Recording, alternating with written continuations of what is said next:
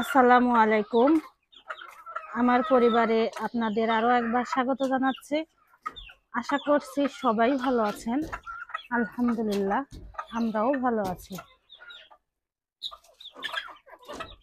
মাঝে মাঝে বর্ণমালার বাবা মাঠ থেকে ঘাস নিয়ে আসে, আর এখন তো মাঠে অনেক বেশি বোতর শাক পাওয়া যায়, তো যার কারণে মুরগির খাবারেরও কিন্তু ভালো ব্যবস্থা হয়েছে।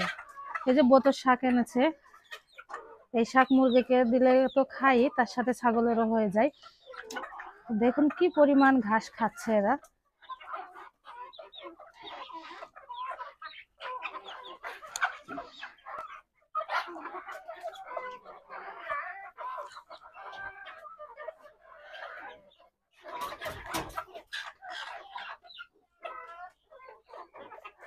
মুরগিতে মাঝখানে বেশ কিছুদিন ডিম দেওয়া কমিয়ে দিয়েছিল, এখন আবার মোটামুটি ভালো ডিম দিচ্ছে।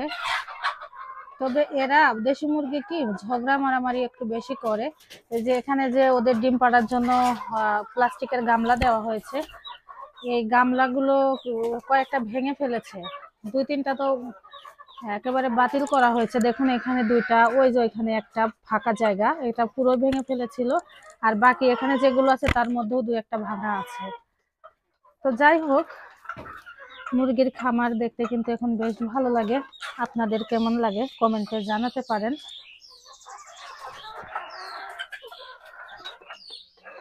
আর এখন একটু খামারটা ভরপুর লাগে, যেহেতু মোটামুটি বেশ অনেকগুলো মুরগি হয়েছে। আর মুরগিগুলো দেখুন মাশাআল্লাহ কত সুন্দর হয়েছে।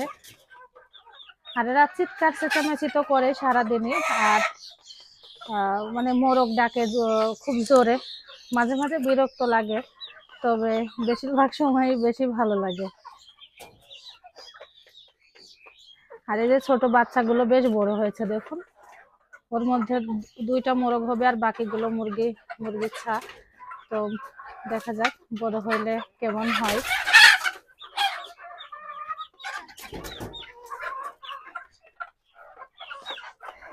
শীত তো মোটামুটি শেষ হয়ে আসলো, আর শীতে খুব বেশি অসুবিধা খামারের হয়নি। মাঝে একটুখানি হয়েছিল, সেটা খুবই কম পরিমাণের, মানে মুরগি অসুস্থ হয়েছিল। তো দেখা যাক শেষ পর্যন্ত কি অবস্থা হয়। আল্লাহর কাছে তো সবসময় বলি, আল্লাহ মুরগিগুলো যেন সবসময় ভালো থাকে। মানে অনেক দিন ধরে মুরগি পালন করছি আমরা বাড়িতে আসার পর থেকেই, যেন মুরগির খামার একটু বড় হয়, পাখির খামার বড় হয়। আসলে আমরা চাইলেই শুধু হবে না, পরিশ্রম করছি, তার সাথে সাথে আল্লাহ পাকের হুকুমও থাকতে হবে। তো রান্না বান্না শুরু করব। চলুন কি রান্না করি আজকে দেখাই। আর তার আগে আমার বাগানটা একটুখানি আপনাদের দেখাবো, কারণ আপনারাও হয়তো অনেকেই জানেন যে এই মুরগির খামার আর বাগান এই দুটো আমার খুব প্রিয় জায়গা। তা ভিডিওতে দেখাতে কিন্তু বেশ ভালো লাগে, এই জন্যই আপনাদেরকে দেখাই। তো চলুন বাইরে যাই। আমার ছোট্ট আঙিনার এই ছোট্ট বাগান বেশ ভালো লাগা, ভালোবাসা দিয়ে তৈরি করা। আর বর্ণমালার বাবা তো পরিশ্রম এখানে করেই। আমার অতটা সময় দেওয়া হয় না, আসলে ছোট মেয়ে, মানে আমার মেয়েটা তো বেশ ছোট, যার কারণে আমি এদিকে এত বেশি সময় দিতে পারি না। আর অন্যান্য কাজ করতে গিয়ে আসলে সময় পাওয়া যায়, মানে যায় না, একটু দুঃসাধ্য হয়ে যায়। তো গাছের মরিচ কয়েকদিন ধরে বেশ কয়েকটা খাওয়া হয়েছে, প্রতিদিনই 2-4টা করে উঠাই। আর তারপরেও দেখুন অনেকগুলো মরিচ আছে গাছের। যে পাতার ফাঁকে আছে, যার কারণে অত ভালো বোঝা যাচ্ছে না। আর এই মরিচগুলোতে বেশ ঝাল, কিছু কিছু মরিচ থাকে না যে ঝাল কম, তবে এই মরিচগুলোতে বেশ ভালো ঝাল। যেগুলো নতুন, মানে এখনো খাওয়ার মতো হয়নি, আর একটুখানি বড় হলে বেশি ঝাল হবে এই মরিচে।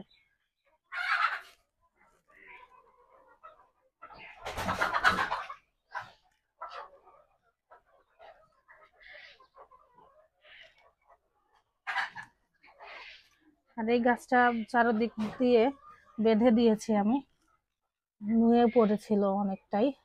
আর এর পাতার ফাঁকেও কিন্তু বেশ বড় মরিচ আছে দেখুন, এগুলো একদম পরিপক্ক হয়ে গিয়েছে, অল্প দিনে হয়তো পেকে যাবে, পেকে যাওয়ার আগে খেয়ে নিতে হবে।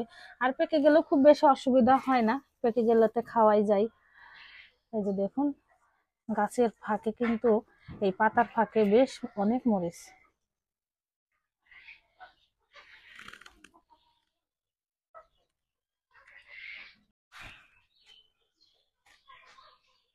রান্না করার জন্য সবকিছু গুছিয়ে নিয়েছি।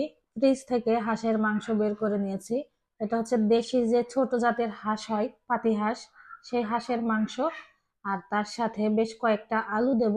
তো আমি এখানে প্রথমেই মাংস কষিয়ে নিচ্ছি।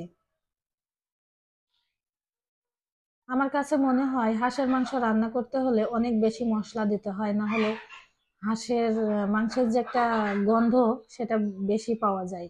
তবে বর্ণমালার বাবার ওই একই কথা, মশলা কম দিয়ে রান্না করবা। তারপরেও মোটামুটি মশলা আজকে একটুখানি বেশি হয়ে গিয়েছে। আর ওইদিকে আমি ফ্রিজ থেকে, মানে ডিপ ফ্রিজে আমি বেশ কিছুদিন আগে দুধ ভালো করে জাল দিয়ে রেখেছিলাম, যে যে কোনো সময় মানে কোনো কিছু যদি খেতে ইচ্ছে করে তখন তাড়াতাড়ি একটু গরম করে রান্না করে নিলেই হবে। তো ফ্রিজ থেকে দুধ বের করে রেখেছি সেমাই রান্না করার জন্য। আর মশলা খুব ভালোভাবে কষিয়ে নিয়ে এর সাথে হাঁসের মাংস দিয়ে দিলাম। এখন ভালোভাবে আরো খানিকক্ষণ কষিয়ে নেব। আর আমি হাঁসের মাংস আলু দিয়ে রান্না করব, কারণ আমার কাছে মনে হয় হাঁসের মাংস রান্না করলে যদি আলু দেওয়া হয় তাহলে আলুটা খেতে খুব বেশি ভালো লাগে। এই জন্য আমি আলু বেশ কয়েকটা দিয়ে মানে কেটে রেখেছি। আর হাঁসের মাংস ভালোভাবে কষিয়ে নিয়েছি। এবারে দেখুন কত বড় করে আলু কেটেছি।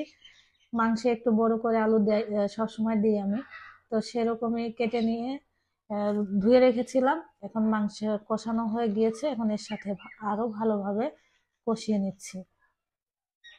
মাংস কষানো হয়ে গেলে দিয়ে দিচ্ছি ঝোলের পানি। আসলে রান্না আমরা যেভাবে করি বাঙালিরা সেভাবে রান্না করছি, তারপরে ওই যে একটু বলার জন্য বলা, এই আর কি। তো একটু বেশি করেই পানি দিচ্ছি, যেহেতু হাঁসের মাংস সিদ্ধ হতে বেশ খানিক সময় লাগে। আর আমার কাছে হাঁসের মাংস সব সময় মনে হয় যে চালের রুটি বা এই চিতই পিঠা দিয়ে বেশি ভালো লাগে। তবে কোনোটাই এই মুহূর্তে বানানো হচ্ছে না, ভাত দিয়ে খাওয়া হবে। আর এদিকে আমি দুধ জাল দিতে বসিয়ে দিলাম, বলক উঠে গেলে সেমাই দিয়ে দেব, যেহেতু আগে থেকে ভালোভাবে জাল দিয়ে রেখেছিলাম।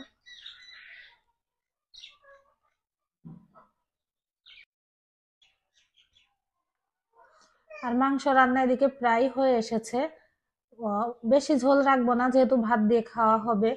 আমি হাঁসের মাংস রান্না করলাম আলু দিয়ে, তার সাথে আলু ভর্তা করব। আর এদিকে তো সেমাই রান্না হয়ে গিয়েছে।